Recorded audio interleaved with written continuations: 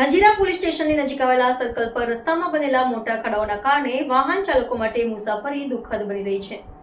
આ ખાડાઓના કારણે લગભગ 1 કિલોમીટર સુધીનો ભીડભાડભર્યો ટ્રાફિક જામ ઊભો થયો છે, જેના લીધે આ રૂટ પરથી પસાર થતા લોકો મુશ્કેલીનો સામનો કરી રહ્યા છે। હજીરા પોલીસ સ્ટેશન ખાતે રસ્તાના મોટા ખાડાઓથી ટ્રાફિક જામ અને લોકોમાં રોષ ફેલાયો છે। રસ્તાની આ ખરાબ સ્થિતિ માટે હાઈવે અધિકારીઓની ઘોર બેદરકારીને જવાબદાર ગણવામાં આવી રહી છે।